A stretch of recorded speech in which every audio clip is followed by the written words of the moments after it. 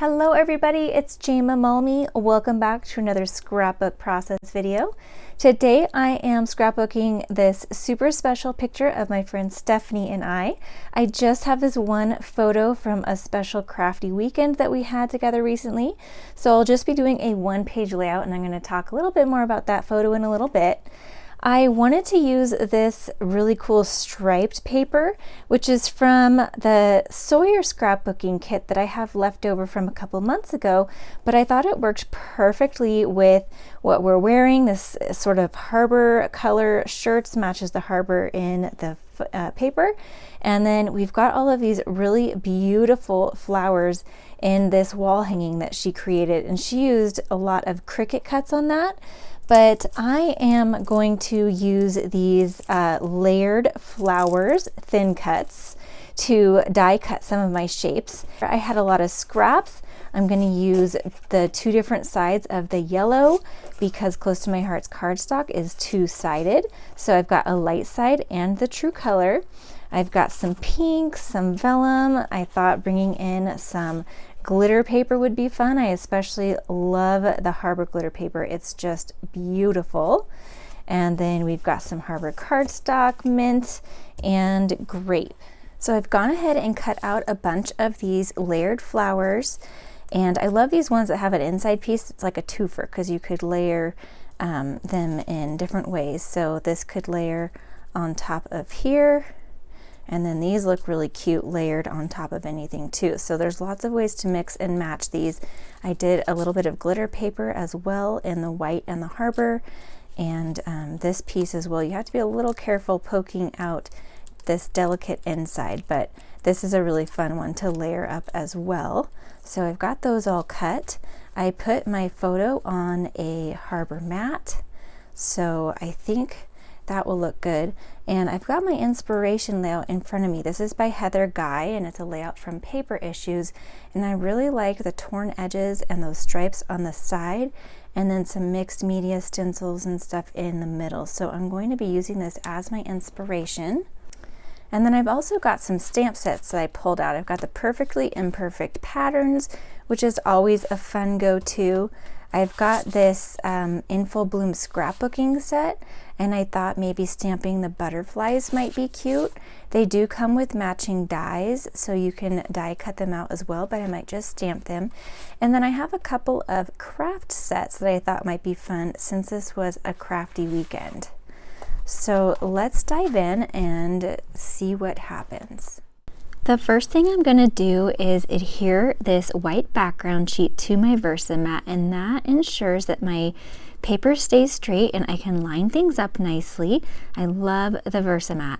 And then I'm going to figure out how wide I want these striped pieces. And I'm thinking about 2 inches looks good. So I'm going to cut those, and then I cut a couple pieces of the Harbour glitter paper as well to tuck under. So now I'm going to tear my paper and I'm pulling the right side toward me, and that will give me the white edge that I'm looking for. And I'm liking how that looks. I thought I might want to tear the glitter paper as well. I didn't cut it to the size perfect for that, but I didn't like it anyway. The paper that's behind the glitter is more of an off-white, and so it didn't match, and I also just didn't like the look of it. So the second piece, I tore the other side of it so that when I turn it around, it matches and it has the colors in the same spots, so it's a mirrored image on each side. So now I've got this rose gold paper, and I was thinking that might look pretty. I'm gonna have a ton of sparkle on this layout, which if you guys know me, you know that's my style. But I decided to try some other papers as well. I thought maybe this noteworthy paper that has the graph would look good, and that did look good. And you certainly could use that if you don't want as much shine. But I decided to go with the rose gold paper for that extra shine, and I liked that it had some florals and leaves that will match the florals and leaves that I'm going to use in the die cuts. So I'm decided to put some layered pieces behind my photo, and I'm cutting them to all different sizes. They're not going to mat the photo perfectly. They're going to just kind of tuck out here and there. I have this mint piece that is from the Sawyer collection, as well as some of those other patterned pieces that I thought I would audition on the page, and I used a few of those. So you really don't need to use a whole lot of paper to get this layered look, and that bodes well for that foiled paper because that is a little bit more on the expensive side, and I just used a little piece of it, but it gives that nice shine. I decided I wanted to bring in a little bit more of those colors from the striped pieces. So I've got the banner piece, and I'm going to put a little piece of that on either side. And I like the look of that because it's got the white background and makes it look a little more light and airy, whereas the stripes are more heavy. And then I found this other Harbour pattern that was on the back side of one of the papers I was using, and I liked how that looked, so I just decided to add a couple little pieces of that tucked behind as well. I didn't like it as the base layer up on top because I have that Harbour glitter paper and I didn't want it competing.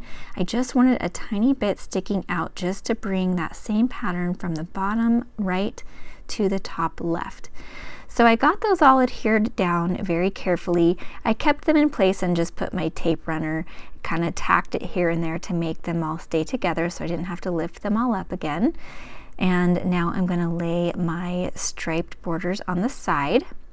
I decided to bring in a stencil. I had this out earlier and forgot to mention it. This is from the Stencil Pack 1, and I'm using this sort of arrow pattern, and I'm using mint ink with a blending brush. I like these bristled blending brushes. They give a real light coating, and that's exactly what I was going for. So I just put a little light coating of the mint, and this is just going to be the start of my mixed media. We are going to bring in several other methods of using mixed media. Now we're going to bring in some Distress Oxide. I'm putting down an all-purpose mat first because I want to put my ink down and water it down and then pick it up.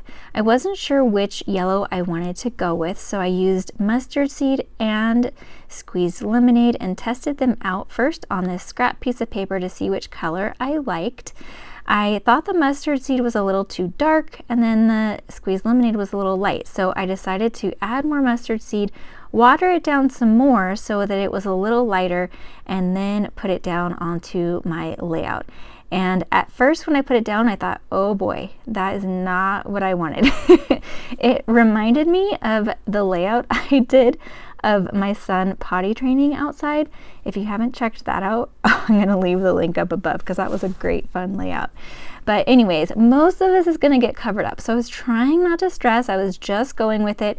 That is a tip I have for when you are working with mixed media, is just keep going. A lot of times it looks like a hot mess until you finish, and that's kind of how it looks here.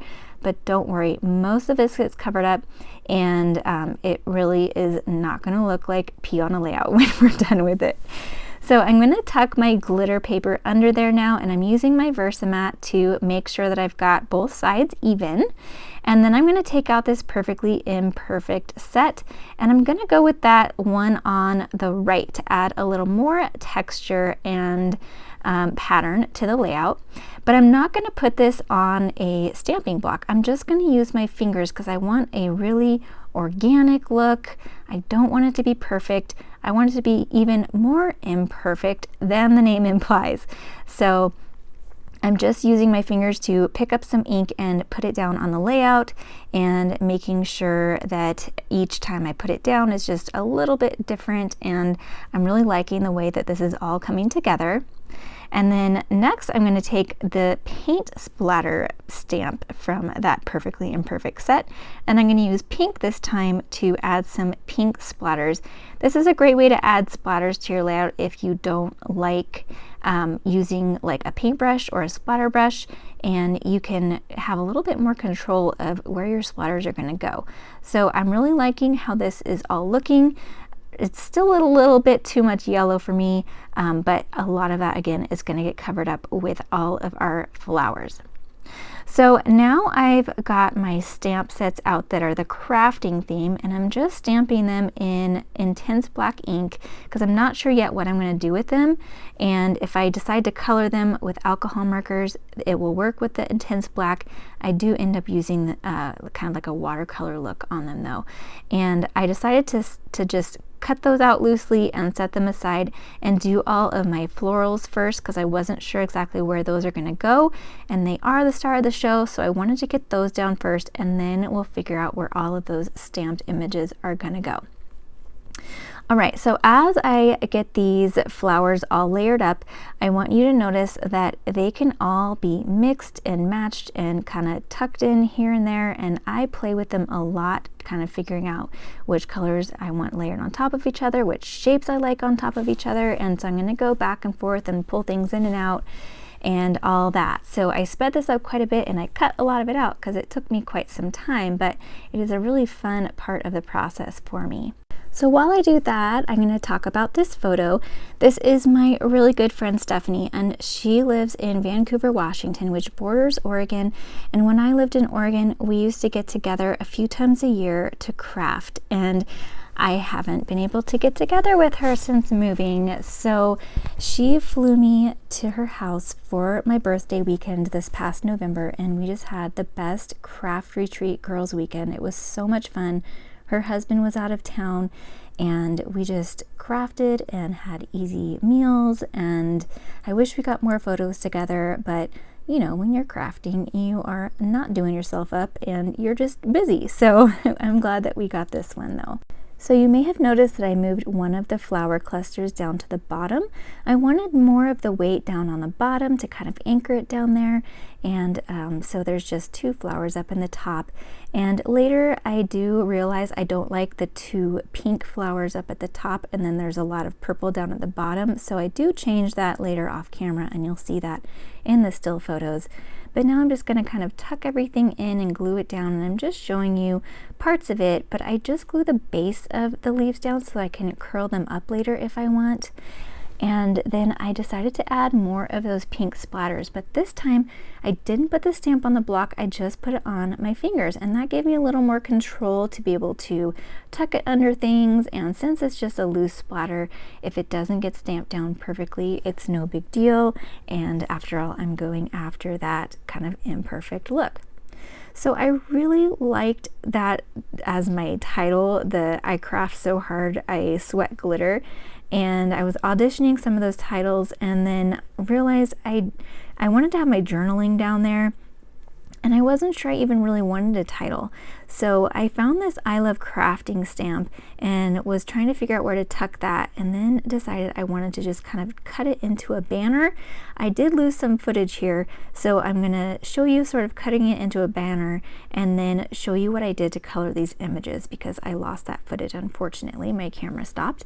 But I just used my water brush, I squeezed a little bit into the top of my ink pad, and then picked up that ink and kind of swashed it over where I wanted to color. So I colored just the part of that craft today, do housework tomorrow, the scissors, and a few of those pins, and then I stamped the I Love Crafting and had it kind of as a banner going out from the flowers, and that's sort of my title. And then I'm going to end up adding my journaling down in the bottom right. And so here we are doing that, and the nice thing about using that Versamat is you can line things up with a T-square ruler as well. It kind of catches the lip, so I lined up the first part of my journaling strips, and then all the rest could be lined up really easily after that. So that's going to wrap up this layout. There's lots of really fun details here.